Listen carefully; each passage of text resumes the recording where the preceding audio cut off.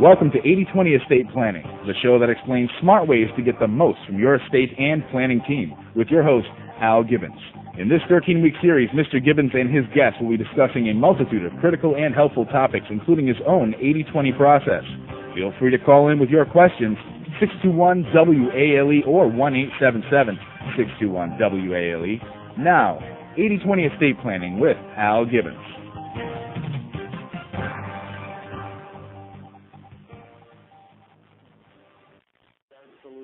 Today, we have a lot of material to cover. We're going to talk in the second part of our series on business owners and estate planning and business planning.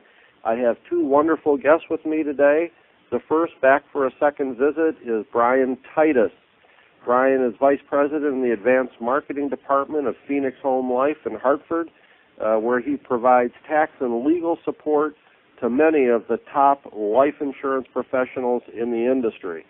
Brian is a graduate of Trinity College, Hartford, Connecticut, and the University of Connecticut Law School. He also holds an LLM in taxation and both the CLU and ChFC designations. Brian, it's nice to have you back with us today. Thanks, Al. Also, we have Mike Haney of the firm of Haney and Hecht in Pennsylvania. Mike Haney's practice is devoted to, primarily to estate planning and tax planning for closely held business owners and wealthy individuals and families. Mr. Haney is an adjunct faculty member in the graduate tax program at Villanova University, where he lectures on estate planning for business owners. He also taught partnership taxation in the graduate tax program at Widener University, and he frequently speaks on various tax-related topics. Mike obtained his B.S. cum laude in psychology from that basketball power in Philadelphia, St. Joe's University, and has his law degree from Temple University. Also received his LLM in taxation from Temple in the late 80s. Mike enjoys bicycling and holds a black belt in Okinawan karate. Welcome, Mike. Thank you, Al. It's nice to have you with us, both of you. Both experts in planning for business owners, both estate planning and business succession planning. Last session, Brian, we were talking about a lot about family businesses and some of the issues that we deal with in those cases. But really, we were talking about this most important asset to our clients, their business, and what this asset means to them. Often, it's the largest portion of their estate. It is often their most valuable asset. It's the primary source of income to themselves and to their family. It's a primary source of retirement income. So basically, the financial future of the family depends on the business. You also we recall, Brian, we talked about some of the concerns of business owners. In this most important asset, often it's illiquid, no ready market.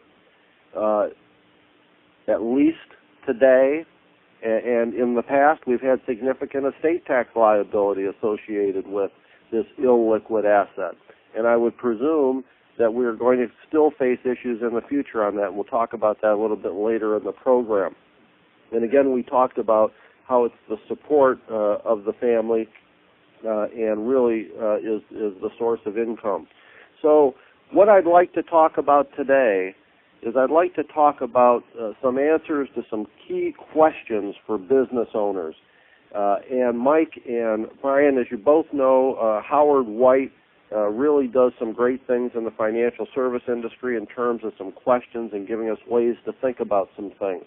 And Howard has some questions that I really like and some questions I'd like to consider today. And I'd like all of our listeners who own businesses or who are in family businesses to consider these questions. The business owner, what is your exit strategy from your business, either during your lifetime or when you die? What plans have you made regarding your retirement? What are your plans for your business?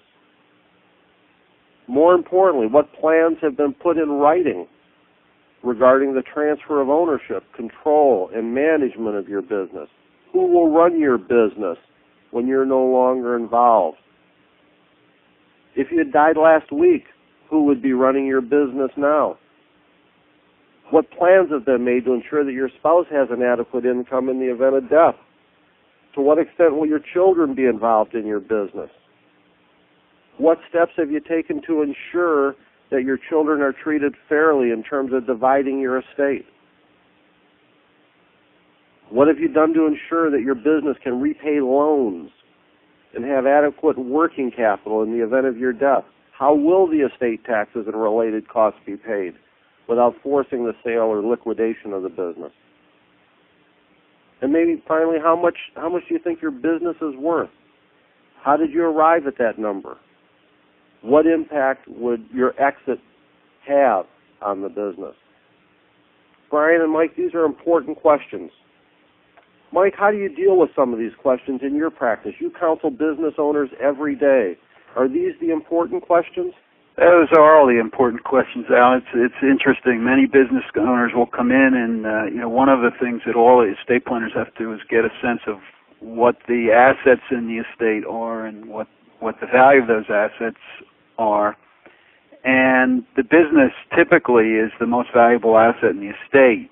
Yet when you ask the client, well, okay, how did you come to that value? They may say any number of things based on the income or based on the value of the assets. But when you ask the client, something they don't focus on is, if you die tomorrow, what's the value of that business? And often the answer is it's whatever the liquidation value is. And that's a client that does not have a succession plan. Often on the closely held businesses, particularly the service businesses, if the client dies and they have not had any plan on succession, forget taxes, the question is, who will run this business? And that, I think, is probably the biggest problem among closely held businesses, is that often there is no plan on who's going to run the business if that client dies. And they're always saying, I'm going to get around to it, but they never can quite get around to it. Well, why is that? Is it because of family dynamics? Is it because they're entrepreneurs, they don't want to let go of the reins? Oh, how do you deal with that, Mike? I think it is more often than not because the business, particularly when we're talking about first generation, someone founded the business, built the business. No one can do it as well as they can. And, we tend to think we're immortal when we're feeling well. And it's something that's, it's just not an immediate problem, never is an immediate problem, often until it's too late. So part of our job is to get the clients to focus on that first. What is the transition plan? And it may take years to develop that transition plan, but you need to have the clients start looking at what you mentioned, exit scenarios. Right. An exit scenario may be sell the business, and at what point do you want to sell the business? Right. But if you wait until things are bad and health is bad and sales are declining, then obviously you're not going to get the best value for the business. So what we try to get the clients to focus on, okay, who within the organization, if there is someone there within the organization, who is the one who can continue to run this business? And in the normal life scenario, you may say there's a continuum there. Business owners tend to, at some point, want to wind down a little bit and not put in the 60, 70, 80 hours that they sometimes put in earlier in their business careers. Maybe they only want to put in 40 hours. Right. But that business isn't going to be the same business because those other 20, 40 hours that the owner was putting in, that job still needs to be done. So often what we see is eventually the client wants to start slowing down and recognizes the need to have competent people working in the business. So if we have the time then, and the business grows and reaches new cycles and does new things, and the owner's in good health, then the natural progression of things may have him cut back a little bit. which will sort of get them into the process. There are some business owners, obviously, who don't make it to that stage, if they're disabled or they die or something of that nature. One of the things, Brian, that I've had success with in dealing with business owners is this question, if you had died last night, what would we be talking about today? And it's not a question of focusing on death as much as it is to try to say, let's see, can we get into this vicariously? Can we somehow paint this picture and have the client emotionally sort of experience what would be going on? Do you have some techniques that you use or you see used by the people that you work with, Brian? Well, that's your probing questions that you read off earlier in the show, at the top of the show, were really the key questions. And I think perhaps business owners intuitively know or really do know that they have an issue to deal with. It's just that it's difficult to deal with those issues sometimes. Last week we discussed a little bit of, to some extent, the psychological factors. And I've always had this theory that many times that business owners put these things off because they know that the decisions are going to be difficult. They're required to make some decisions. So it's I think in part, business owners can be made more comfortable with this whole process if they know that they're talking to someone who might be able to provide these solutions. Perhaps the solutions are not out of reach like they might have thought. And also, it seems to me that Al, that perhaps there are different categories of businesses where these problems are a little bit different. For example, the family business. Not only does it have the mechanical problems of passage, but has those psychological factors of dealing with children and control and that type of a thing, which makes this a difficult thing to confront sometimes. Also, you have the business situation that, let's say we have a non-family business but a sole owner who then has to search around to seek out a prospective buyer. Maybe that's a key employee or several key employees, not. And identifying that prospective buyer or successor is not always easy. Sometimes it's obvious, but it's not always easy. Then the third category, it seems to me, are owners that of non-family business where there are multiple owners unrelated to each other. That case probably is a little easier, at least in this respect, because it's pretty evident that certainly in the event of death of one of the owners, who the successors would be. But those first two categories are particularly difficult. Yeah, Brian, in that third case, it's a much more likely business decision. I mean, you're thinking right. like a business person in that case, whereas in the first two cases, there are really some other odds that you have to deal with. Absolutely, and the psychological factors are as difficult. Anytime you're dealing with people under those circumstances, it's got to be a little difficult. I know that all clients are different, Mike, but as Brian said, we get into these situations where clients maybe intuitively know but it's not a topic they want to deal with. How do you handle that? I mean, do they get angry with you when you bring it up? No, they don't. They don't. But I think what we try to do, Al, is we try to prioritize, and the whole estate planning process is a lifetime process, and we're not going to get that all done at once. So we try to prioritize.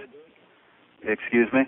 Yep. Okay. So we prioritize. Yep. Yeah. So we prioritize, and we try to work on what we call the no-brainers. Mm-hmm. That when you present it to someone and they look at it and they'll say, you're right, and then we say, okay, what are we going to do about this? Well, I think this process issue, Mike, is and where we can't do everything today. This is a really important issue. And I'd like to give this its due. Let's take a break now and come back in a couple of minutes, and let's talk about this process issue and handle as much as we can at once, okay? 80/20 Estate Planning will return after these short messages. Mortality. Who dwells on it? But when it comes to planning your estate, it's never too early to start. For smart ways to get the most from your estate and planning team, you need to hear Al Gibbons, creator of the heralded 80/20 Estate Plan. Implement 80% of the planning you need in 20% of the time it normally takes, from A to Z in 60 days. Contact AEG Financial Services today at 610-917-8020. 8940, or email them at algibbons@algibbons.com for more information about Al's expert services and related products. Al Gibbons of AEG Financial Services is a highly respected expert in the complicated and often confusing world of estate planning. Put his years of experience in dealing with real situations to work for you. Contact AEG Financial Services today. Call 610-917-8940. That's 610-917-8940, or email algibbons@algibbons.com.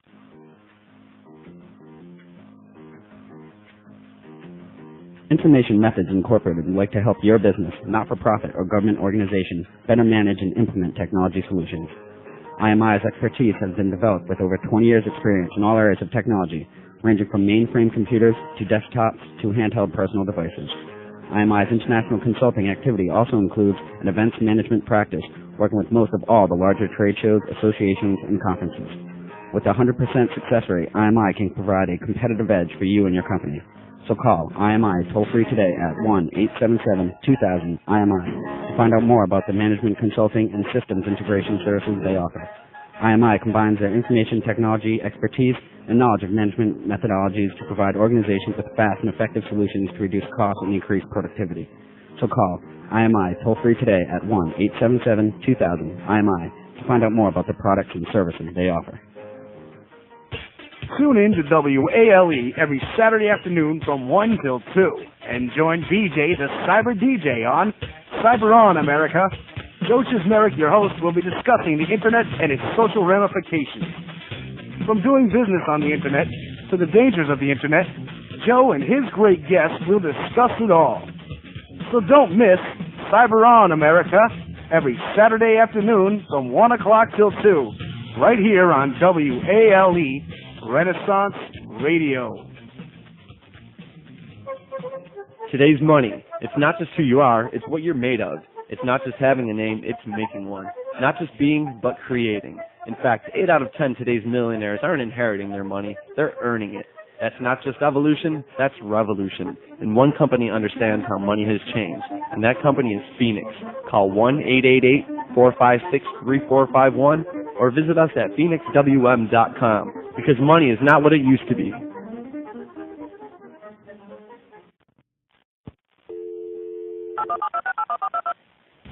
Talk to our expert host. In the Providence area, call 621-WALE. Outside the Providence area, call toll-free, 1-877-621-WALE.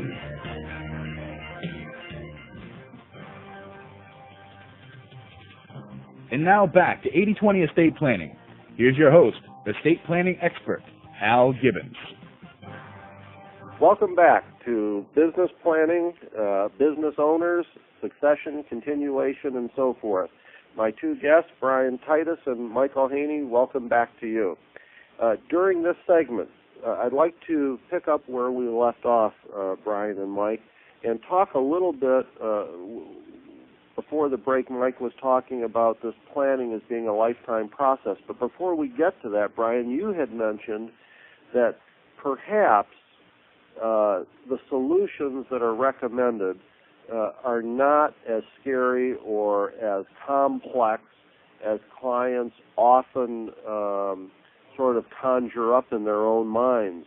So it seems to me to be able to get business owners and our clients through this process, but first of all, we have to sort of build up their confidence that we are going to be able to solve their problems in a way that is not overly complex. Brian, is that what you see? That's right. What the classic, I guess, example that I had in mind when I made that statement was let's say we have an individual who owns $1 million business, or a business he thinks is worth $1 million, and has a key person or two who might be a potential successor, purchaser of the business, and is probably there thinking, well, how is this person ever in a million years going to come up with $1 million to buy this business, and how can I do this without having to basically finance the whole thing myself and put my entire investment in this business at risk?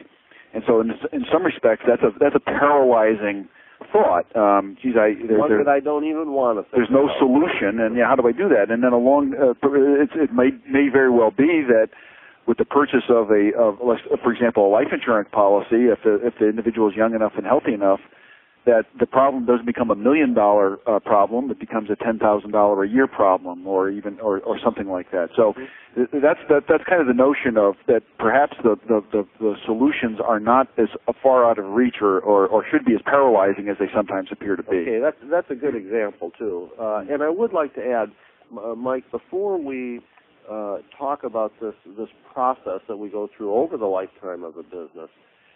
And something that Brian sort of made me think of, it's really important in this regard to be dealing with experts, people who specialize, attorneys, accountants, financial service professionals who specialize in business planning and business continuation planning. Mike, would you agree with that?